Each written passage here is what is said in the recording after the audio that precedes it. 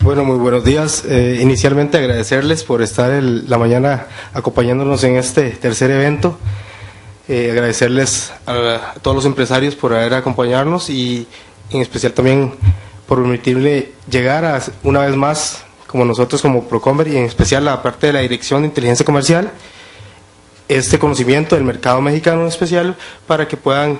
acceder a mayor información y complementar y llenar esos vacíos de los que nos comentaba don Jorge, para poder incorporar mayor información a los planes de estrategia de sus empresas. El documento como tal lo realizamos mi persona y mi compañero Giancarlo Calderón, en donde igual forma se va a poner esta presentación como el documento en su totalidad en la página web de Procomer. Y vamos a comenzar con la presentación,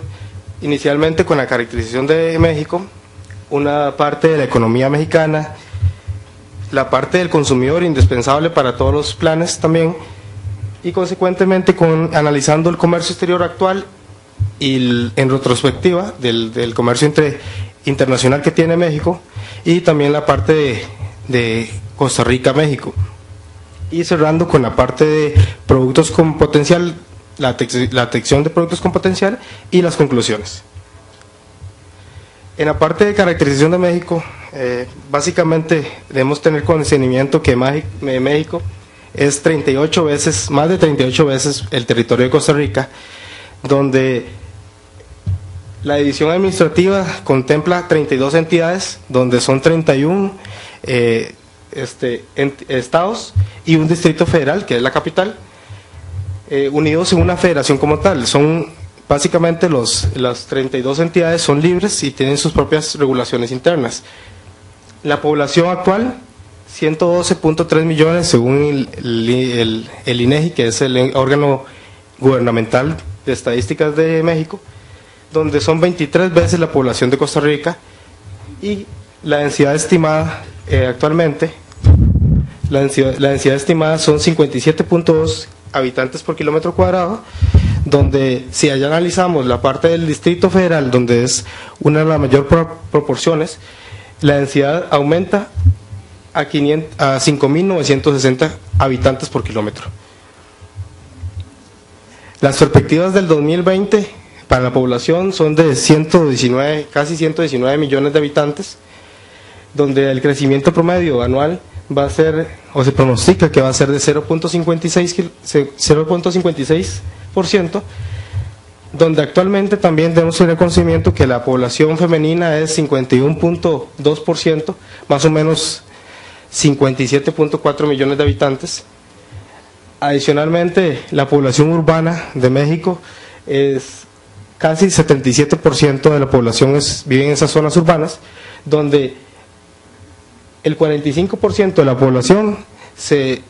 focaliza en 6 estados únicamente. Y para que tengan conocimiento, más o menos los principales centros urbanos son la Ciudad de México, donde se ubican 8.6 millones de habitantes,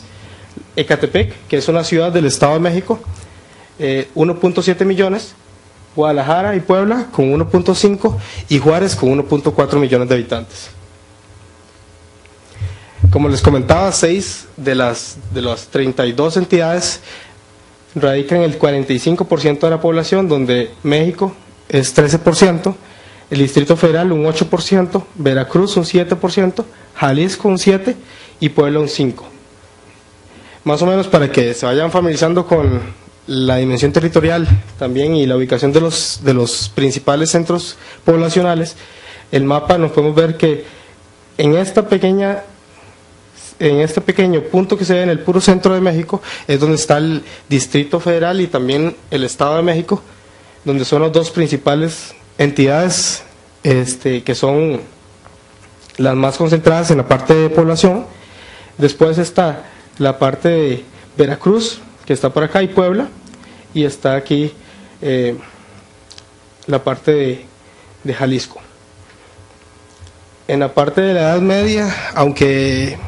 básicamente el cambio de la edad de la población de entre 2005 y 2010, la proporción de los menores a 15 años ha disminuido en 3 puntos porcentuales casi. La edad promedio de la población es 27.6 años, donde ha sido creciendo relativamente poco, creyéndonos o dándonos a entender que la parte de la población es joven aún, a diferencia de muchos países occidentales, y donde la mayor proporción de la población se concentra en este estrato, que es de 15 a 64 años, donde el poder adquisitivo también tiene un bastante amplio. En los grupos étnicos, el 80% de la población es mestiza, 12% indígenas, y el restante se cataloga como blanco, donde los grupos indígenas se concentran mucho más que todo al sur y al sureste del país. Analizando un poco más la economía como mexicana con su totalidad, se puede discernir tres momentos cruciales en la economía, o tres puntos de deceso de la economía mexicana, donde se visualizan con un decrecimiento de 6.2% en 1995, donde básicamente es producto de la crisis del tequila, que es una crisis financiera que afectó finales de 1994, donde produjo una seria contracción de la economía mexicana en el 95. En el 2001, gracias a la dependencia con Estados Unidos que tiene la economía mexicana, también se vio afectado la economía mexicana en un 1%, con una deceleración de la economía estadounidense. Y en el 2009, gracias a la crisis mundial y también a otras variables que tiene la economía mexicana, se creció un menos 6%. Pero cabe destacar que este decrecimiento del 2009 fue prácticamente nivelado con el crecimiento que tiene en el 2010, que se cerró en 5.4%, y el pronóstico, las expectativas que tiene para 2011 es de alrededor del 4%. ¿Cuáles son los sectores que tienen mayor incidencia en la economía mexicana? El 16% del PIB se enfoca en la parte de industria y manufactura. Básicamente, de ese 16%, el 7% de ese 16% es industria alimentaria, donde realmente existen oportunidades para productos con potencial costarricense, ya que esto ocupa mucho la parte de insumos en la industria alimentaria como tal. La segunda principal actividad mexicana es el comercio, con 14%, seguido de dos grandes rubros de servicios, un 10 y un 6% de servicios inmobiliarios y alquileres, y un servicio de transportes, correos y almacenamiento. Y levemente un 6% de construcción y un 4% en minería. Igualmente, haciendo la contrastación de los últimos 17 años, el porcentaje de estas principales actividades no ha cambiado, no ha variado en su totalidad, manteniéndose constante en estos años. Uno de los puntos baluartes del documento como tal es el análisis que hacemos del consumidor, como el consumidor mexicano como tal, y uno de los puntos que debemos notar es que el crecimiento, el ingreso per cápita, que es medido a través de la paridad de poder adquisitivo, que es una variable que se le da para comparar con los demás países, dependiendo de las variaciones de los precios internos, ha aumentado en un 64% desde el año 2000, pasando de 8.780 a 14.360 en el 2010. Comparándolo con este ingreso con el actual de Costa Rica, es 32.5% mayor, donde los grupos etarios, cuando ya dividimos la población por grupos de edades, el grupo del que tiene mayor poder adquisitivo son los grupos que se encuentran dentro de 30 y 34 años, con un ingreso promedio de $10.875, y los grupos que tiene de 35 a 39, que también tiene un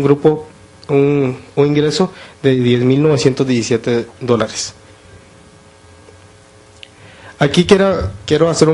bastante hincapié en la parte de ver el estrato poblacional por nivel de ingreso, porque aquí se tomó un poco nada más la población mayor a 15 años, que es prácticamente el 77% de la población, donde dividimos en 5 sectores o en 5 estratos, estrato A, B, C, D y E, por medio a través de su ingreso, donde en los estratos que tienen mayor dimensión son los estratos inferiores, 25.7% para el bajo inferior D, que son más o menos aproximadamente 20.2 millones de habitantes,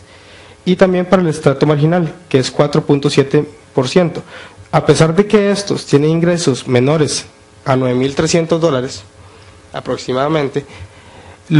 estos estratos han cambiado mucho su hábito de compra y han hecho que compren cantidades pequeñas, y estos estratos tienen un poder adquisitivo buscando precios más bajos. En la parte alta de los estratos poblacionales, vemos que el estrato con mayor ingreso adquisitivo, que es $18.654,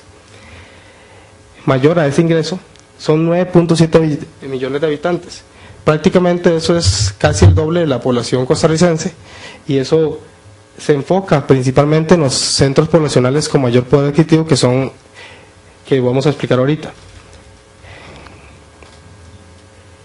En la parte de los rubros o gastos de consumo que tienen mayor participación, se encuentra lo que es vivienda, alimento, bebidas no alcohólicas y transporte, que aquí vemos que la participación es de 22.9% para el 2010, 22.7% y 15.7%. En las 3 categorías que tienen mayor crecimiento, igualmente en la parte de el gasto promedio por hogar, son las de transporte, la de ocio y recreación, y bienes y servicios para el hogar. Recalcando un poco la parte del gasto de consumo, vemos como desde entre el 2009 y 2010 el gasto por consumo ha aumentado un 13.4%, pasando de más de casi $21.000 a $23.700. El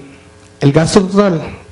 en términos generales, de toda la población mexicana, 19.4% lo realizan las personas o los habitantes del Distrito Federal, seguidos por el Estado de México, que es en conjunto toda la parte metropolitana del centro del país, un 10%, y Nuevo León 7.5% y Jalisco un 6.5%, donde son las partes donde más gastan los habitantes. El gasto promedio igualmente hay que recalcar que varía entre si es una zona urbana y una zona rural, pero también varía entre los estados propios. Y solamente 2 estados de los 32